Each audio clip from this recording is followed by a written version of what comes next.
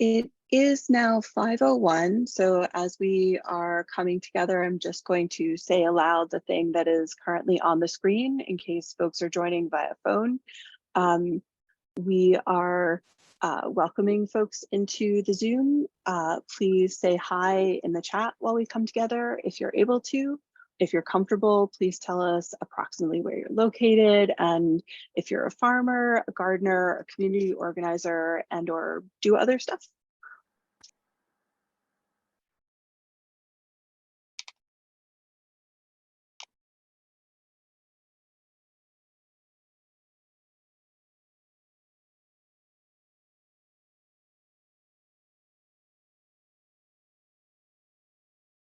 I'll give it a few minutes for folks to share all of that wonderful information in the chat, and then we'll get started.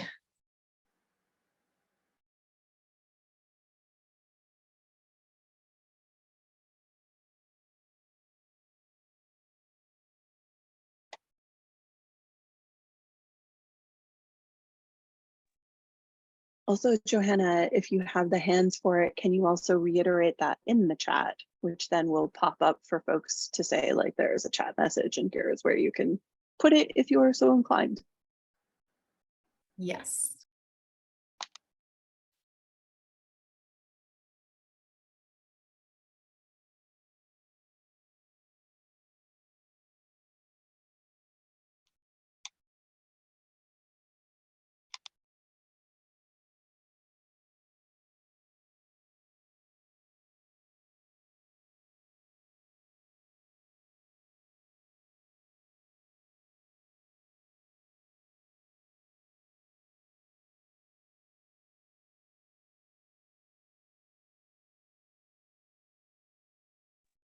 All right, and while everyone is sharing all about themselves, I'm going to get started with our intro and leave lots of time for our wonderful presenters here to talk today. Okay, so my name is Joanna Doran. I'm the local food access coordinator with NOFA Vermont. And you all are here with us for the mutual aid gardening, neighborly high trellises and low barriers to entry session. Our presenters today are Crystal Huff and Omi Shunamon, and we'll get into some intros shortly. But before we jump in, I have a few details to share. So I want to recognize that I, in Vermont, I'm coming from the Abenaki land, and this conference is presented on land that has been stewarded by Indigenous people since before European colonization. As we work to heal the destruction caused by colonization, we appreciate your support, solidarity, and continued learning. And I think Renee has already dropped a link in the chat to learn more about where you are. As part of the conference, we can all learn about racial equity in the food system together. You can join the caucus groups on Saturday, July 29th from 12:45 to 1:45 p.m. If you're attending in person.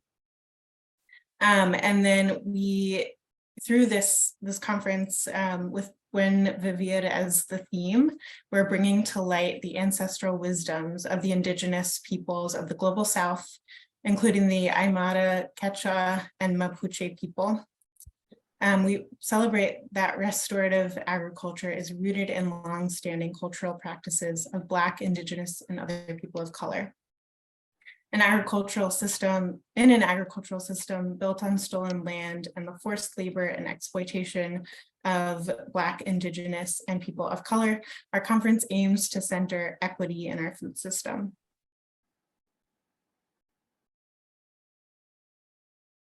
You can learn more about racial equity in your own communities. This screen provides a variety of organizations in the Northeast region by state, and you are encouraged to look into some local organizations. We want to thank the partner level sponsors of the conference, including Stonyfield Organic, and the many wonderful partners on the screen here. They all have helped to make the conference possible, and we encourage you to purchase from them and thank them for their contributions to the conference. Here are some other great sponsors. Okay, and then another offering through this conference is Your Soil Through Expert Eyes. So for those of you that are attending the in-person portion of the conference this weekend, you can bring a small soil sample from home and visit the soil health table on Saturday. And nofamass staff will be able to offer some technical assistance and recommendations based on your soil. Okay, and then finally, oops, there is an auction. So if you click on the link that Renee will be putting in the chat, you can click to bid on any of the great items there and support nofamass through that. And as you're looking through those offerings, I'm just going to quickly switch over the slides to our presenter slides, and then I'll introduce the presenters so you all know the great work that they're doing. Bear with me for just a second.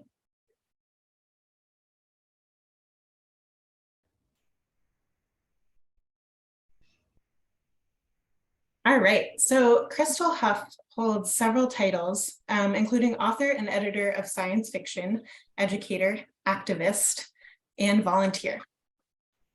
Crystal has lived and gardened in Somerville, Massachusetts for over 15 years, and they are a founding member of the Gardening Collective Working Group within Mutual Aid of Medford and Somerville, also known as Mamas. Crystal spends hours every week on Work for Mamas in the Somerville Community Fridges and similar community-oriented mutual aid projects. We also have Salome, or Omi, Shunamon, and they are a full-time student, volunteer, community leader, and mother of 3. Omi grew up in Cambridge, Massachusetts, where they contributed to community gardening efforts, advocated for children with autism, and volunteered toward progressive changes in local politics and early education. They moved to Somerville in 2022 and got involved with the mutual aid of Medford and Somerville, and the Somerville Community Fridges as a volunteer coordinator, as a volunteer coordinator at the Sewell Street Mutual Aid Garden and Fridge. You all are doing so much. I can barely fit all of those words in my mouth. And I'm very excited to hand it over to you, Crystal and Omi, and take it from here. Thank you so much. Super appreciate it. This is the first time that Omi and I are doing this talk, and the first time we're doing a talk together. So we super appreciate everyone for being here, and we're really excited to talk with you about this community project that we have been working on for the past several years.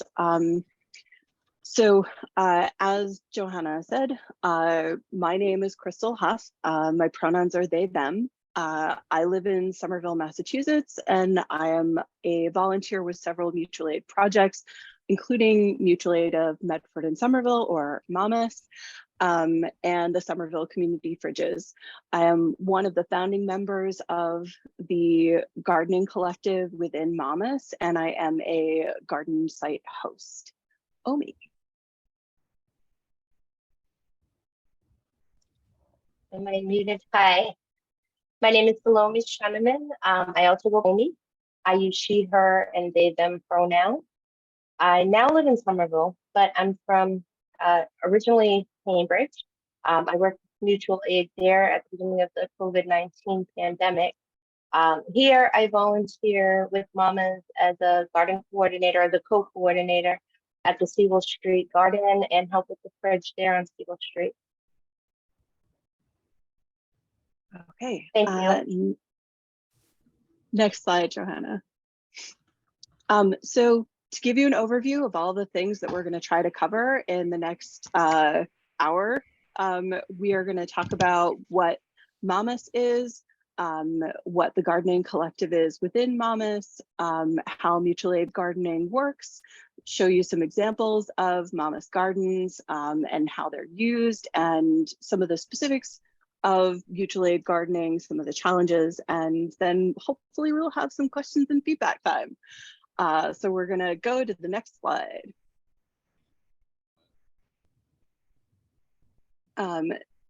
So first of all, mutual aid is mutual. We believe in solidarity, not charity, and that everyone has something to offer and everyone has things that they need. Next slide. And this is the mutual aid of Medford and Somerville graphic that is entirely too big for a logo. But we started up as a socialist snow shoveling brigade before the pandemic hit the US in March of 2020. When it did, we saw the needs emerging and started a spreadsheet to try to respond to the COVID crisis. We are an entirely community-run, horizontal, and explicitly anti-capitalist organization. Omi, can you take the next couple of slides while I turn off the loud thing in my room? Sure, absolutely. So Mama's values and beliefs. Everyone has something to offer and everyone has something that they need. That basically means that it's not charity, it's community, and we work together in solidarity to ensure that the things that you need are met and the things that you have to offer have a place. Needing things is not a personal failure.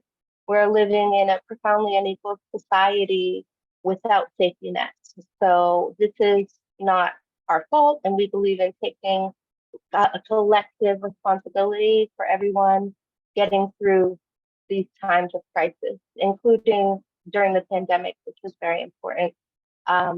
Every person deserves dignity and stability in their lives. So no matter why someone's reaching out, we do our best.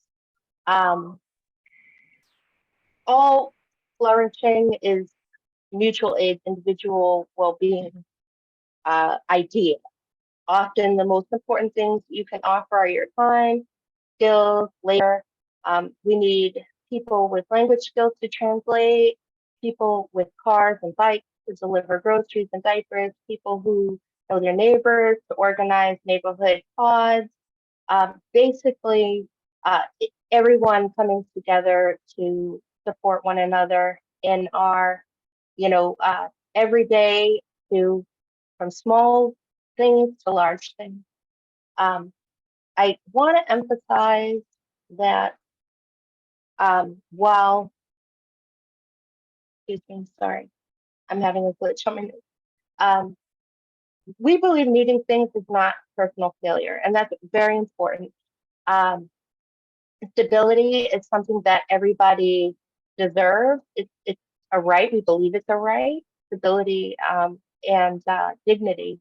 And we know that it's a constant struggle to get those things. And it doesn't make, it easy for anyone. And we believe that individuals, can be a collective and interdependent. And, we want to just help our neighbors the best that we can. And we're here for that. We're showing for that. Next slide, please. Okay, so in order to do all of that, which is a huge list, obviously, we have some guidelines for how we implement those values. We try to keep things simple. We try to keep things safe or safer. We spread out the work as much as we can. We try to finish what we start, which means trying to make sure we don't commit to doing something that we don't think we have the resources to finish. We do a lot of listening and reflecting. We work toward racial justice and we work toward language justice. Those are both important goals for the group, and also particularly in cities that are still predominantly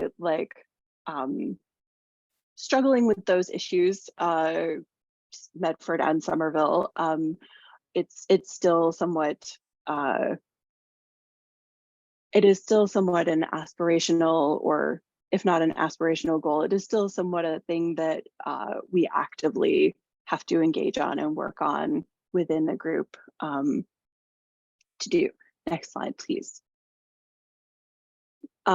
So implementing all of that, we have a distributed working group structure. If someone has a project that they think requires more resources than just their own resources, or resources more than they can themselves organize, we create a working group for example, the communications team, or the events team, or the gardening collective is a working group. The coordinators for Mamas meet weekly or monthly, depending on which working group, and then the coordinators overall together meet monthly and make decisions by consensus. This means it is not a speedy process, but we like to say that mutual aid moves at the speed of trust. Neighbors can request help through our hotline calls or website form.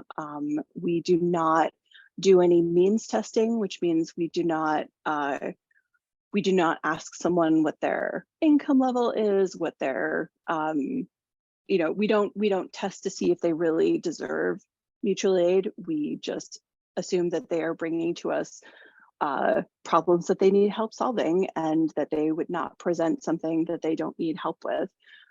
We don't judge folks for what they bring to us as a request or as an offer. And we don't collect or store private information when we don't need it. We think that everyone deserves privacy with their details. And so when we have calls into the hotline, we delete the record of those calls quite quickly in order to not store private information about those callers. This is particularly important because a lot of folks who call us for help are unhoused and or undocumented, and it's important to be able to meet those needs when we can, and not to keep that information in case someone got access to it through nefarious means or whatever. Next slide. All right, Omi. Should I?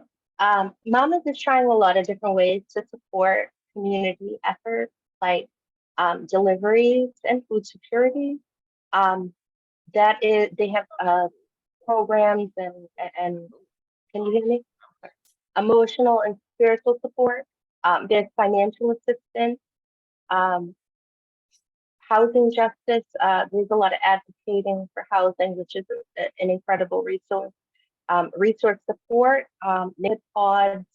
neighborhood pods are kind of like, they're each block neighborhood has like volunteer leadership and collaboration between your most immediate neighbors. But all of these are open-ended. You can see that there's like, if there's a need that needs to be addressed, basically, or something else, mutual aid and Mamas will try to support those things. Okay. Next slide. Crystal. So now we're going to talk about the Mamas Gardening Collective specifically, which is a working group within Mamas. And sorry to spend a bit of time up front trying to give you sort of an orientation of our group. We know that some folks joining are literally within Medford and Somerville and want to know more about what we're doing. And we also know that some folks joining might be interested in starting a mutual aid gardening group in their own area, or a mutual aid group that's not about gardening, but like want to know more. And so we're trying to meet several needs here that have been expressed in different ways. So next slide.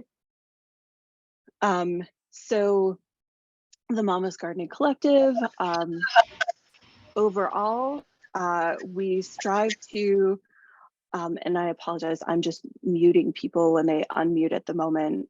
There will be a time for question and answers at the end.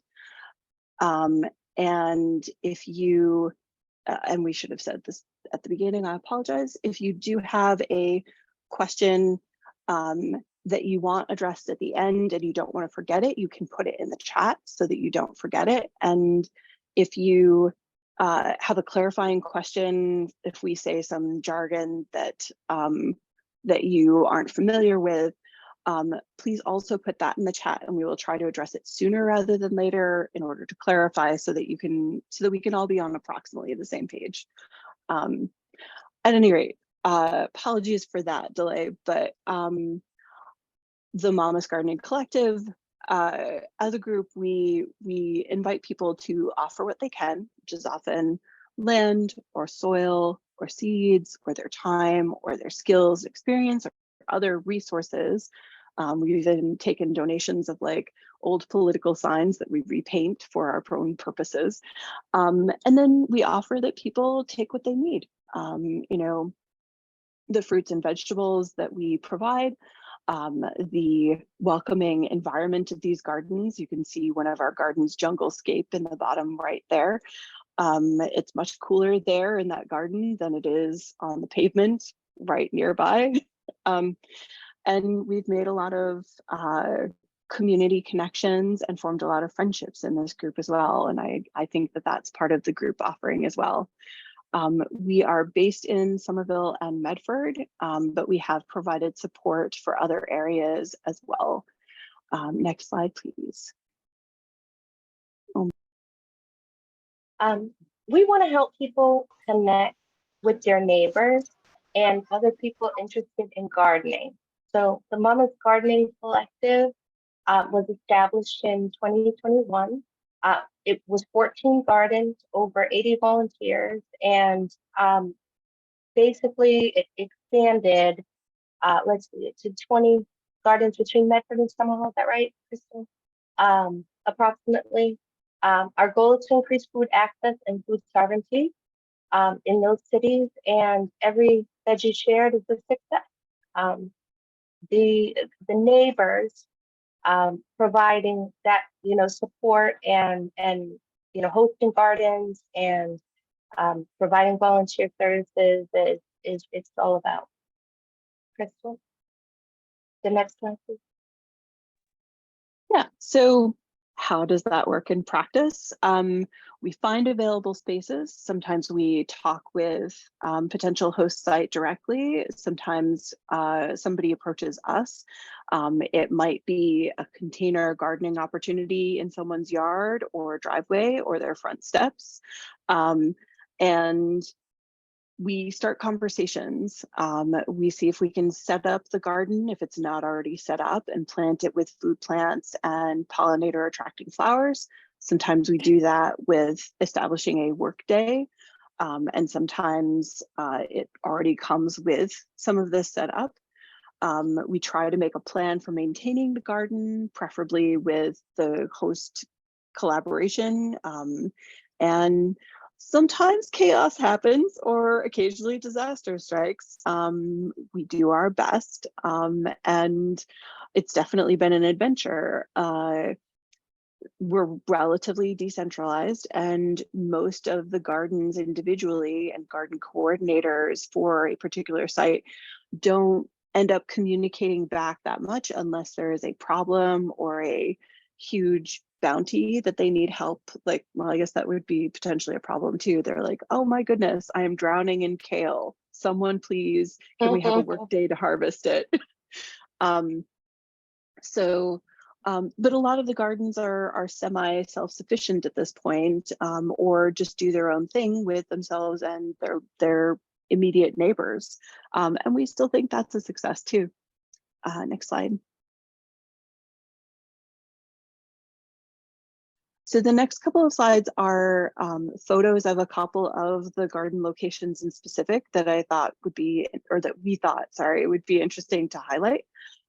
This one is the SCA TV garden, which is a situation where the host, the folks at SCA TV, which is Somerville Community Action? Access. I think. Access. Thank you, Renee. Yeah. Somerville Community Access TV and community-oriented media projects, they have been struggling with the city with regard to their right to stay in the building. And so one of the things they said was, we would love to host, and we have no idea how long we might be able to keep a garden here, but we are happy to plant a literal stake in the ground. And so we came in with containers of fresh soil that we had tested and that was safe. And we started growing beans and cucumbers and tomatoes and radishes in these containers. And the folks who work at SCA TV water it for us. And we nominally check in weekly when the farmers market happens right on the other side of this garden in the Union Square area, and do a little weeding and plant maintenance at that time. Next slide. This is the Hyperspace Garden, which is actually down the street from my house. And it is, as you can see, a very visible, like, we were able to spray paint our website and name on the sides of the bins that we use. And again, we used fresh soil and filled them and have like a container garden with easy access to water. And people, neighbors, including some unhoused neighbors, but anyone going by can harvest if they like, can weed, can participate. We've had folks just sit on the steps next to this garden and enjoy it. And it's been very successful in part because it's such a visible public project. Next slide. This is the garden that I host. It is a chaos monster. I grow a lot of things vertically, and we host the occasional event in the garden. We set up areas of the garden so that folks who want to can be more than 6 feet away from a friend and still have lunch together in the garden and take off their masks and eat over the past few years. So some of the structure of trellising in opposite places is to help facilitate that and make it clearer to folks. And it provides a lot of shade, it provides a lot of greenery. There are several native pollinators, like the red cardinal plants I'm very pleased by. And it's primarily things that you can eat. So there are a ton of runner beans and pole beans and cucumbers and squashes on all of those arches. And it is definitely chaos. And if you look closely, you can see we have repurposed several large trash bins to create more gardening containers. Next slide. This is the Union Square CrossFit garden. It is in Union Square at the CrossFit, as you might imagine, and is also a site that hosts a community fridge. And it is incredibly accessible. And so there have been several work days at this garden with students at different schools in the area. It is definitely a struggle to keep up with rats and pests in this garden because there was recent tea. There's a new tea stop right across the street. And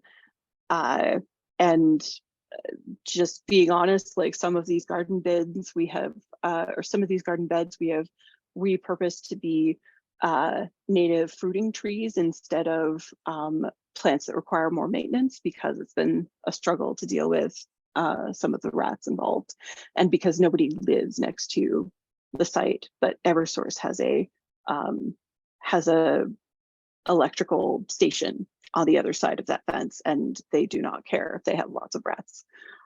Next slide. Okay. Omi, do you want to go from here? Yeah, sure. Many of the basically many options to garden mutually pretty much is one of the things that we learned is that mutual aid, gardening, and just community efforts is also about emotional support within the community, friendship, mental health, social health, and here are some pictures of events where that was demonstrated.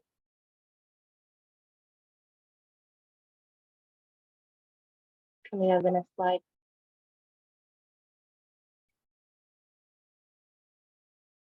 We all share in the produce from the garden. Food from the garden goes to the host, garden managers, the neighborhood, the community fridges, and pretty much anyone who wants to help themselves.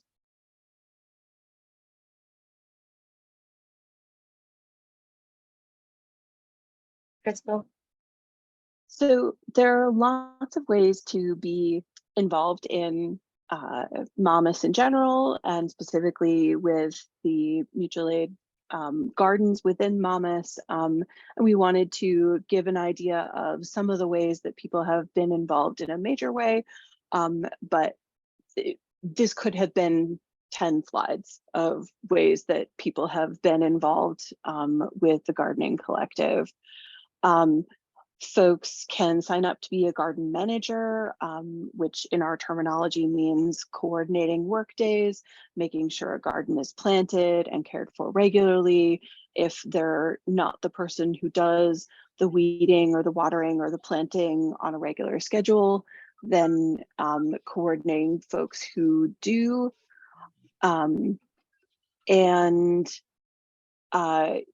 There's also, obviously, you can be involved by harvesting food from the gardens, either to eat with your family or for yourself, or to share with neighbors, or harvest food and take to the community fridge. And there's a bike brigade that has been started up recently to help facilitate that, which has been awesome to see. Folks also sometimes get together with us for a work day and paint signs, or put together other materials needed for the gardens, and whatever tasks are planned out for the day. So I'm just going to mute folks who are, there we go. Next slide. I can take it. Yeah. Oh, Mama's gardening collectives have limits. Urban gardens are usually small. They're unlikely to be the only source of groceries for a family, or the neighborhood for that matter. They could be container gardens or raised beds or just a little plot outside the front of your house. That said, there's nothing like a homegrown tomato or eggplant, and also just having fresh produce, or if you're in need, being able to know where there's gardens and, having access to them is incredibly important. Next slide, please. Crystal. Oh, I thought you'd want to do this one for sure. Are you Oh, sure? okay, I can. Sure. The fridges and garden synergy. This one is very close to my heart. It's garden to fridge or garden to table. The Mama's Garden in Union Square, as well as the one that I coordinate and help with a lot, is seated next to a community fridge, which provides a food exchange, food equity in the community. People in the neighborhood just bring things there, whatever they don't need, take what they do need. So it's really cool that the fridge is right there. And the gardens provide just an ongoing flourishing of food that can be either taken or put into the fridge. So it's nice to have a fridge right there where they can put food. So the Sewell Street Garden is where I coordinate, and our focus was to have plants that are constantly producing and reproducing a constant supply food that we can put into the fridge. So we also help supply food for the community fridge on Clement Street, and this is there's a new location being recruited in East Somerville. But this picture is of the Sewell fridge where we do gardens. It's really cool. Thank you. Thank you for reminding me. No problem. Next slide. So this slide could also have been another 10 slides in terms of the options for enjoying the mutual aid gardens and community. Folks have organized an introvert reading party in the gardens, or having neighborly conversations while someone is working on the garden. That is kind of our MO. We also have organized harvest days in a garden, or harvest walks, because there are several gardens. I think that there are actually 4 Mama's gardens within, like, almost within sight of each other in my neighborhood, which I'm very proud of. We also organize educational events. A lot of newer gardeners have come to us saying, I want to help and I don't know how. And so we have had, Zoom sessions on how to sow seeds, and, gotten together and had a seed sowing party on Zoom. We've had educational, how to prune peppers and what hardening off is, and warnings about my dire enemy, the squash vine borer. And discussions about disease and blight, companion planting. Some of these have been specific events. Some of them have been located in a garden. Some of them have been on Zoom. Some of them have been hybrid. Some have been over discussions in the Slack for mamas. We have also done worm composting and local foraging, as in garden events and as talks online, both. And we've also done more formal classes, such as a container gardening 101, which one of those, I actually put the video of one of those talks of container gardening for the Master Urban Gardener class in the Boston area onto YouTube, and you can see that and a couple of other things on YouTube if you're interested. And next slide. So I will also take this one because I am the chaos monster. Mutual aid gardening can definitely be chaotic, and gardening can be chaotic, and the season can be chaotic, as probably most people here have had personal experience with. But even the most openly accessible Mama's mutual aid garden isn't as chaotic as you might think. The hyperspace garden that we specified earlier in the slides, that has all of the yellow bins in rows, is on a very busy street. It's very visible. Anyone driving by says, oh, what's that? And we still sometimes have to organize a harvesting party for that garden because people aren't taking as much as it is producing. It is definitely the case that sometimes people double plant something or weed out seedlings that were not weeds, or seedlings go away that we did not expect to. All of our gardens have experienced that, and that happens.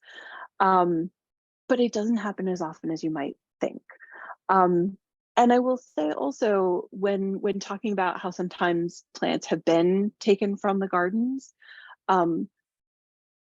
that the situation that happened that we know that definitely occurred was there was a yellow bin that was marked, mutual aid of Medford and Somerville, and part of a container garden, and had plants growing in it, and the entire bin went away. And we had this huge conversation about it because we said, well, it's literally right next to a sign that says, take what you want, take what you need, like share with community.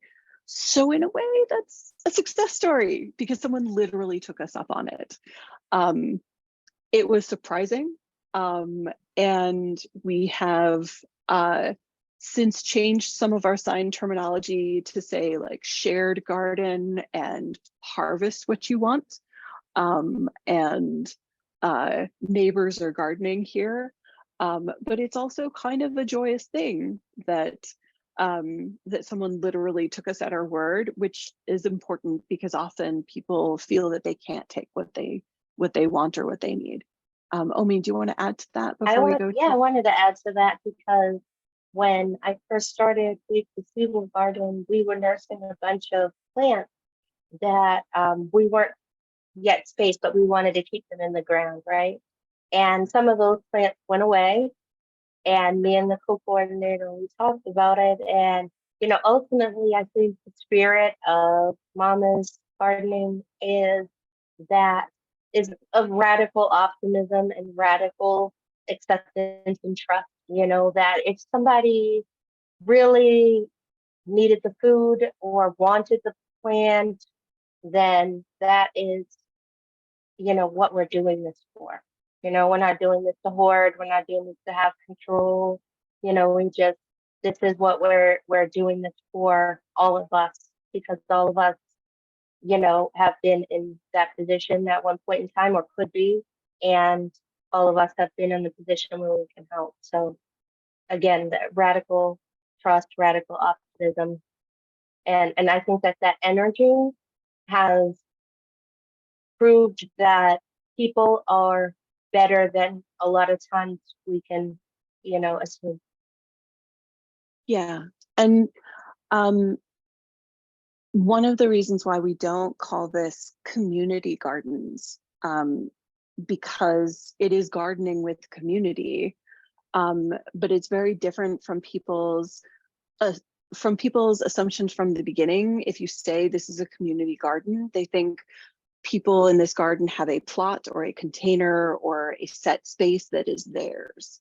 And that's just based on how gardening with community has been in many areas of the US. We emphasize that it's a mutual aid garden because we think it's important to tell people that it's a mutual garden for the neighborhood, for the neighbors. And I can't tell you like how happy I was the first time I came out this spring to discover somebody I did not know and had not tried to shove harvest onto, harvesting from the garden outside my window.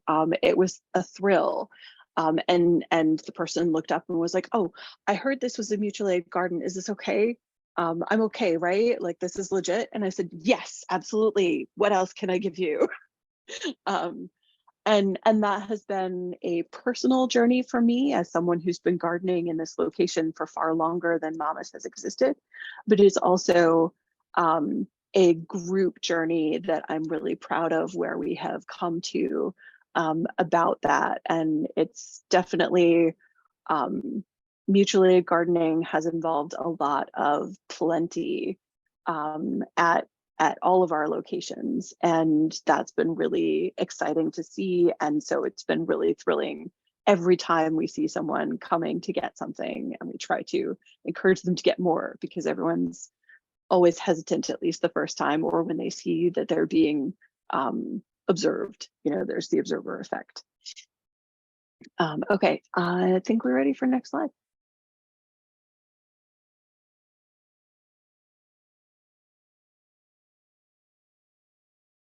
We So have, just we have a couple Yeah. questions in the chat, but I also just, want to encourage everyone to either raise your hand physically or via Zoom, or to put your question in the chat and we can run through them.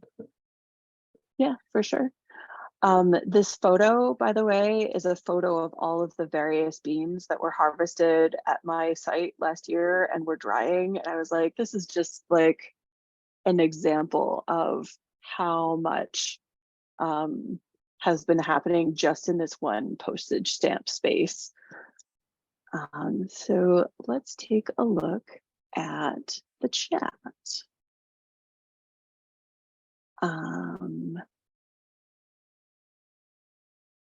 I've got them Oh, copy you and got them? pasted the document if it's easier. Okay. But the first question, which I might expand on a little bit, is does your organization have a list or links to other similar organizations? Or do you potentially know how folks might reach out to their local mutual aid organizations? For sure. I can take that because I am also in the working group that often answers this question on the hotline. So we do have some connections with other mutual aid organizations in the area. Mutual aid is, as a concept, has been around for literal centuries, and mutual aid has been has gone through many forms within that time around the world, and is very intentionally like focused on the people who are doing like a mutual aid group is not necessarily a group that's going to have a website. So it can be difficult to find organizations that are mutual aid or mutual aid oriented. But that said, the hotline team has a resource hub that includes a lot of mutual aid organizations in the Boston area, which is available on our website, which is mutualaidmamas.com, I think. And certainly the first thing that we do when we get this call on the hotline is Google mutual aid plus whatever the nearest city or town is to someone to try to help, because there's been a lot of flux in terms of the number of organizations that sprung up and started in response to COVID-19, but have also since quieted or shut down their work due to having less volunteers and whatnot. So like it can be hard to find organizations. And it's also such a valuable resource for folks who are not in Medford or Somerville and looking for that. I hope that that approximates an answer to this question. And if not, you can always call our hotline and ask that question and reach someone, possibly me, to reiterate any of that or to go through more of it, depending on what you're looking for.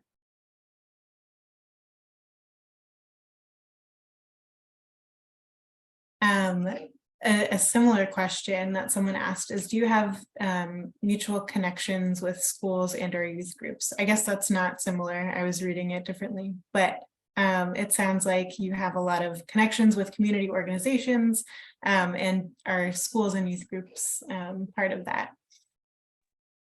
Yeah, for sure. We have organized work days within the gardens for like students of Somerville High School, or Renee, what is the name of the, you know what I'm talking about? The Mayor's Summer Jobs Program. Yes.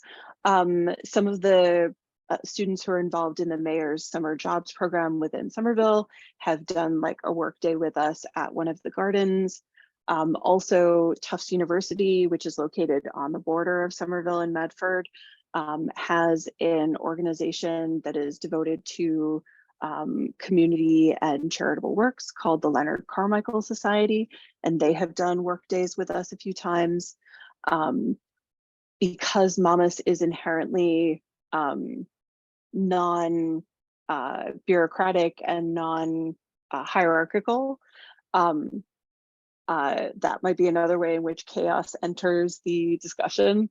But we do have some of those relationships, and anytime someone emails our main email addresses, which is one of which is on the screen now, mamasgardeningcollective@gmail.com, we try to respond with what we're currently up for.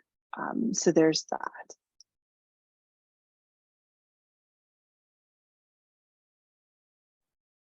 All right, another question we got is, does this model scale up mutual aid farms?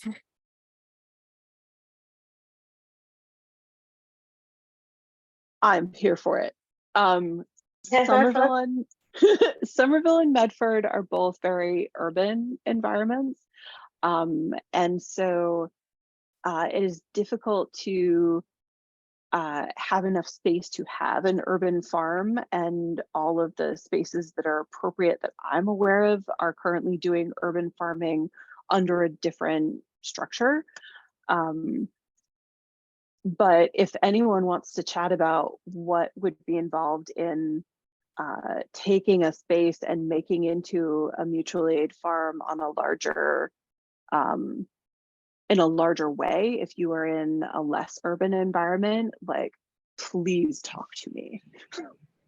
Omi, what? I wanted to say something that we spoke about outside of this meeting earlier was how, you know, there are areas that don't have mutual aid programs, pods, or just in general, you know, these kinds of efforts, and that help you start one in their area if there isn't one there. It's not necessarily like, you know, a big head organization over, you know, that you have to franchise, you know, having a garden club in your neighborhood, if not in the area. So I mean, that I think that that's also something that people can reach out about.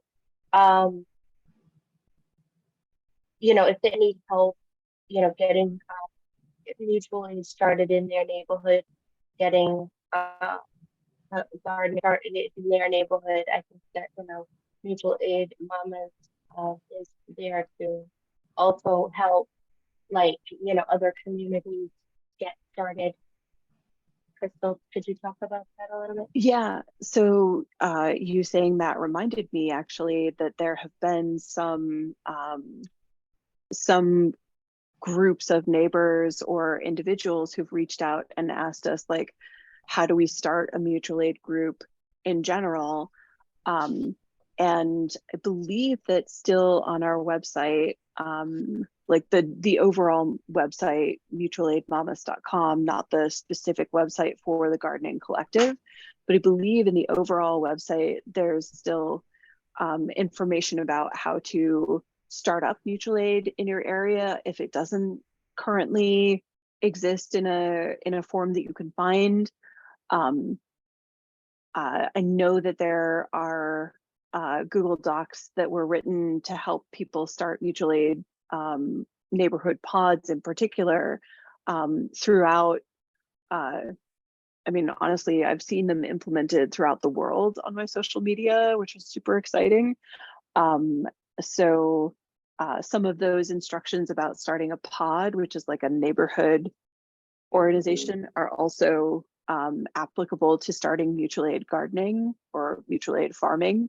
But yeah, I encourage you to reach out, and I'm happy to have that conversation. And I think that those are also some starting places for sure.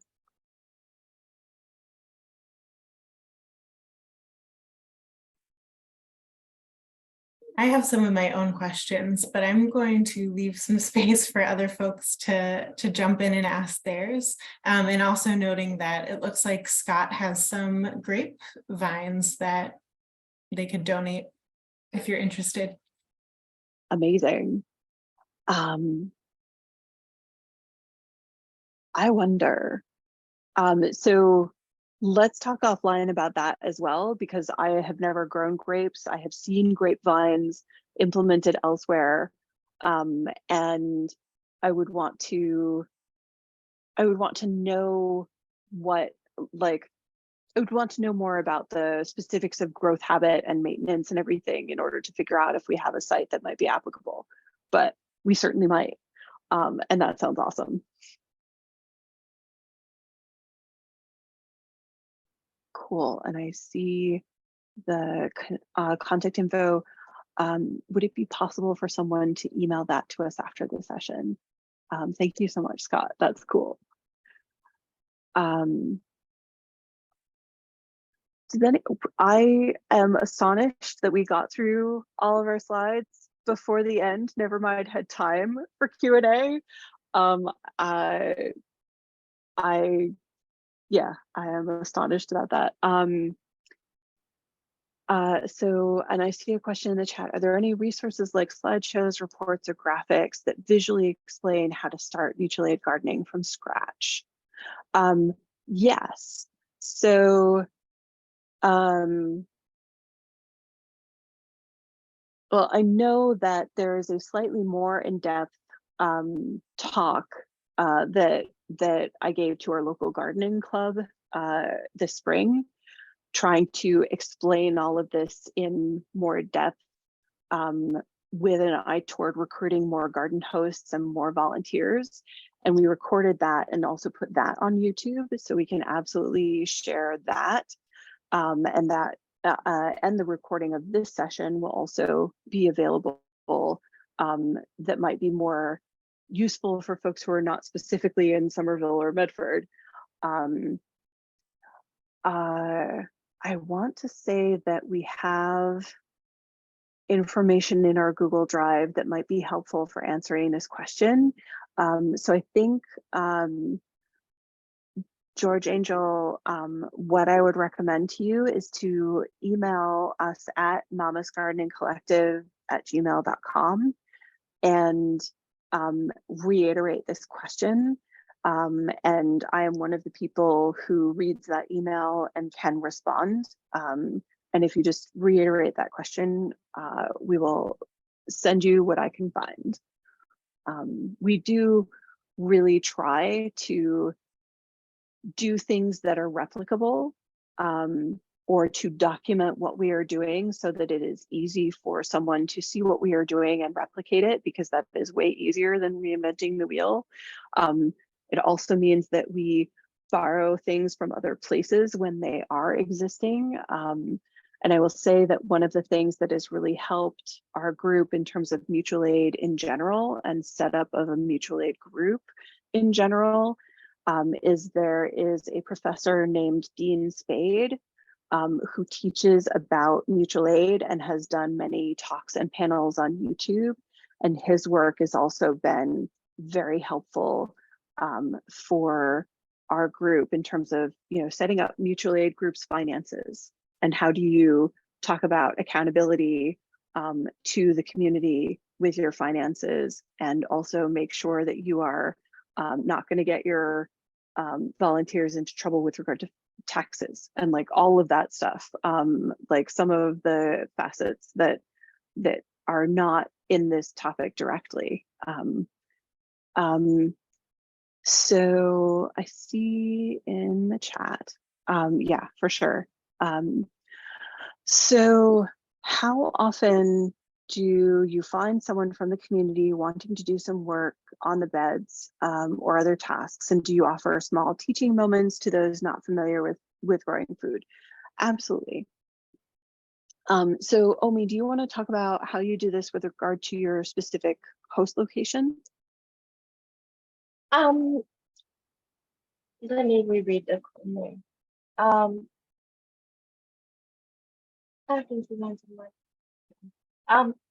I found in my specific garden that neighbors, when they take things from the fridge or when they get food, a lot of times they'll pull weeds and they'll just do stuff like, get rid of a little overgrowth or do like I've gone there and been surprised so many times with everything from food being harvested to the plants being weeded, being watered.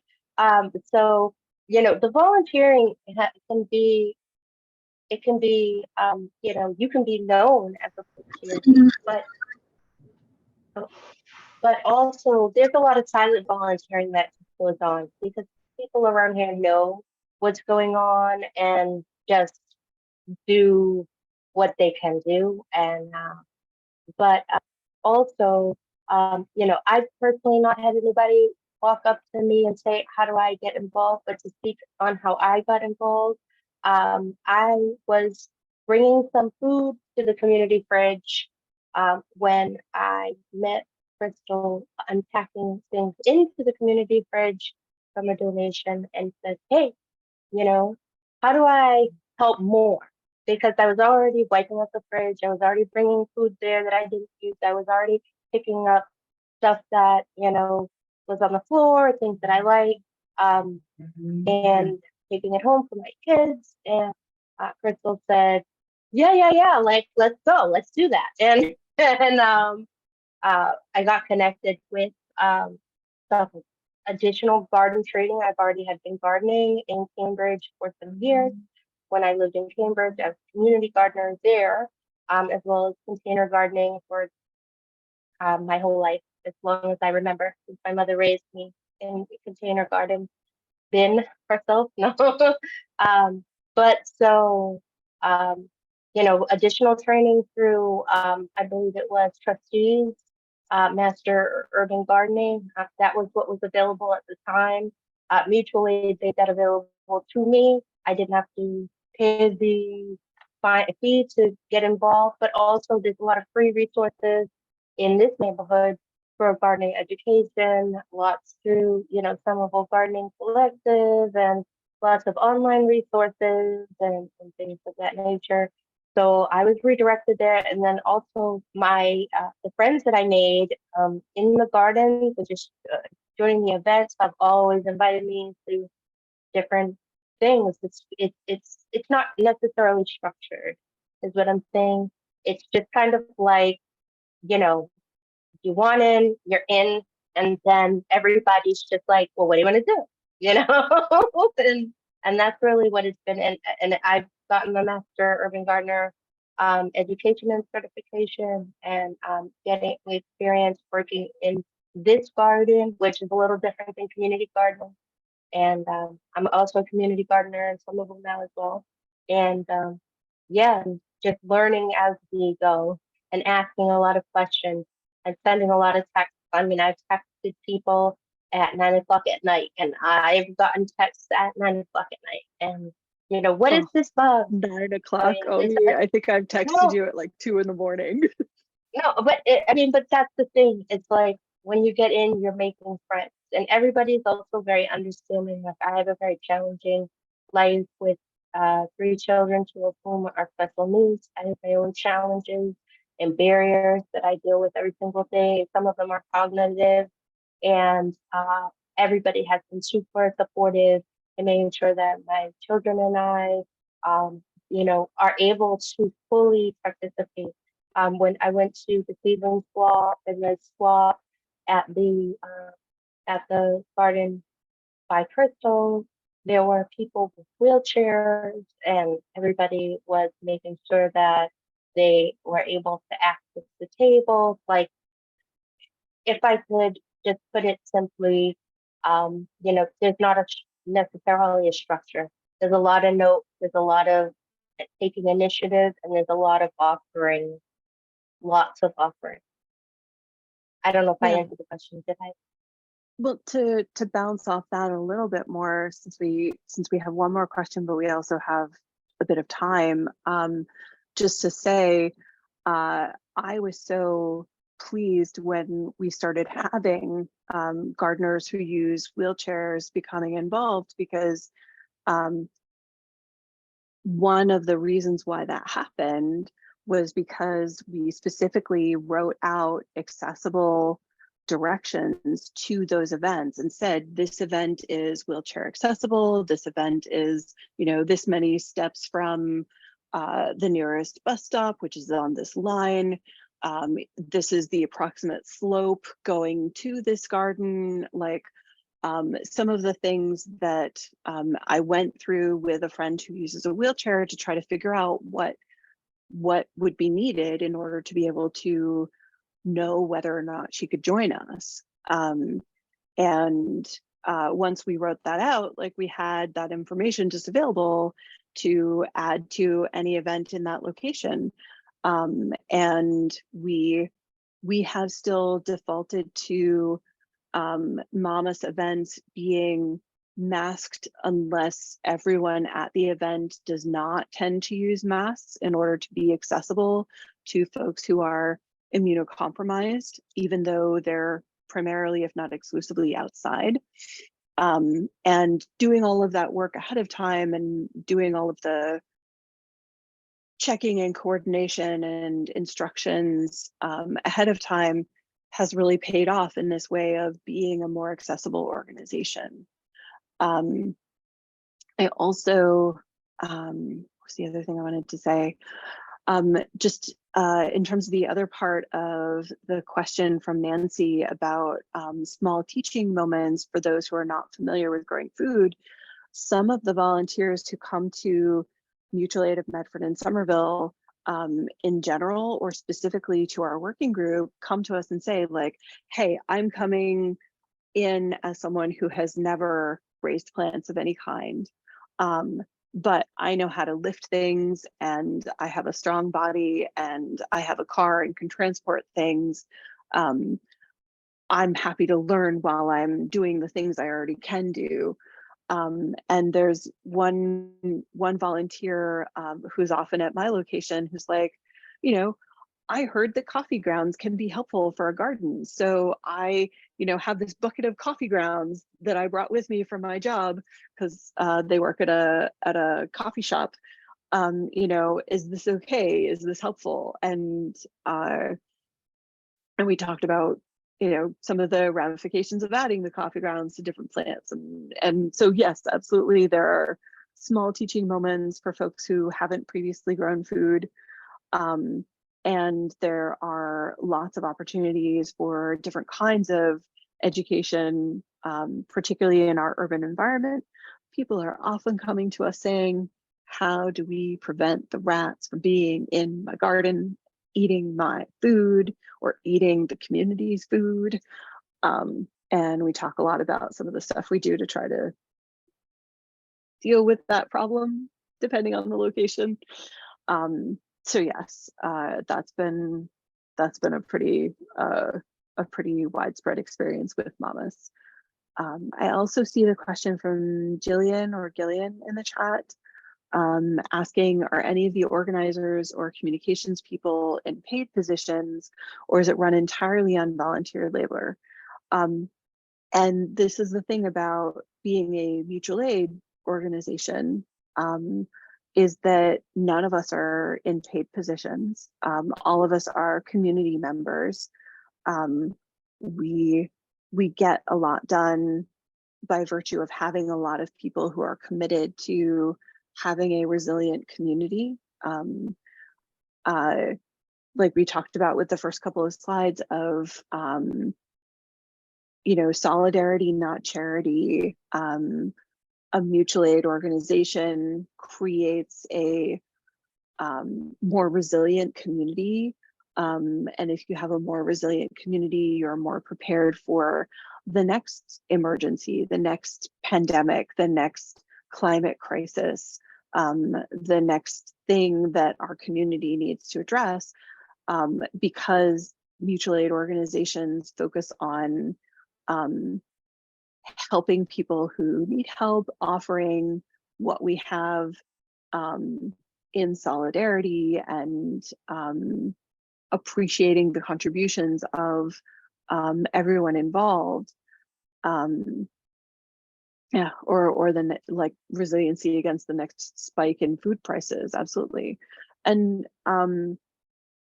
officially speaking, the Somerville community fridges, the Cambridge community fridges, the Medford community fridges are not officially run by Mamas volunteers, but many people volunteer with both and help organize for both, because like when you're worried about food insecurity in your community and you want your neighbors to survive the next crisis, you are working toward that that goal of making sure that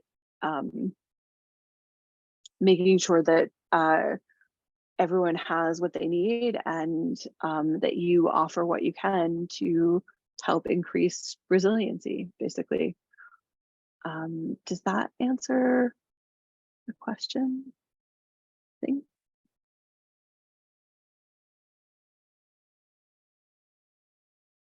Yeah, I think the question was if they were paid or if everyone is volunteering. And I think that's a good question too. I wanted to touch on that a little bit too, is that when you think of it like when we think of volunteering, sometimes we think of donating as a way direction thing. We're giving and we're not receiving. And I think that's something that's important about mutual aid in general, is understanding that it's about relationship.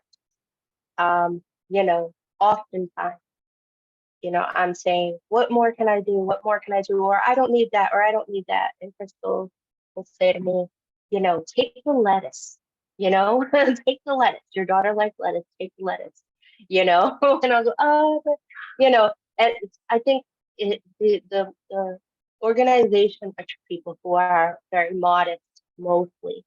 But the idea is that it's okay to take the lettuce. It's not just, it's not just giving, it's not just charity. It's also knowing that it's okay. I think a lot of us have like that trauma of, of being so independent and not wanting any help, but doing the most even when we don't have it to give. And I think that mutual aid is very, we are very adamant about letting people know their worth and that they deserve to have that lettuce, deserve to have that emotional support, deserve to have that space to sit down and to get, a lunch break, in privacy. And it's giving and receiving. It's volunteering, but also receiving. Yeah, I mean, this is So there's no this pay, is another right? yeah, But there's this is pay. another way of looking at the solidarity, not charity question, is just like if you're talking about a charity project often like, whether intentional or not, a charity project often reinforces a hierarchical relationship where there is the giver and the receiver. And it's important that the receiver, demonstrate thanks and appreciation to the giver in compensation in a weird way for the gift. And we don't want that kind of hierarchical relationship of unequals. Exactly. A mutual aid organization is about like solidarity, like we are in it with you. I had a huge vet bill last week, and I'm not sure how to make groceries this coming week, so I am really grateful for mutual aid food insecurity projects locally, so I don't have to worry about whether or not we're going to have fresh vegetables or whatnot. Like there will be some fresh produce available via the community fridges and the gardens. And when we operate from a feeling of plenty rather than a feeling of scarcity, I feel like we're also more emotionally prepared for some of the twists and turns that happen in life and some of the challenges that happen. And I think that we've all within Mamas seen this happen for us personally, and seen this happen for others within the group of like, oh, that is a really hard thing and a hard situation to deal with, but also this person knows that the community is here for them, and that we are all in solidarity with each other, because that is, the thing that we say about ourselves that I think is true. We are actually in alignment with our ethos and Absolutely. and with what we say about ourselves, which is that everyone has things they need and everyone has something to offer, and what we try to do is all be in community in order to make those things happen for each other. We are at time. Thanks for bringing Yeah. it home in that last that last statement. And thank you so much for all of the time that you've given tonight and in every day that you exist and do this work. Before we go, and I'll encourage everyone to take down the email address on the screen if you have any questions or follow-ups for Crystal or Omi. And we also have an evaluation link that Renee is going to share in the chat. So please fill that out as soon as you are able, or take a few minutes to do that now. And then finally, I'll just remind you all about the incredible auction that is available. The proceeds for that go to support nofamass's year-round work and programming. So please, if you are able to bid generously for that. And thank you again, everyone, for being here tonight.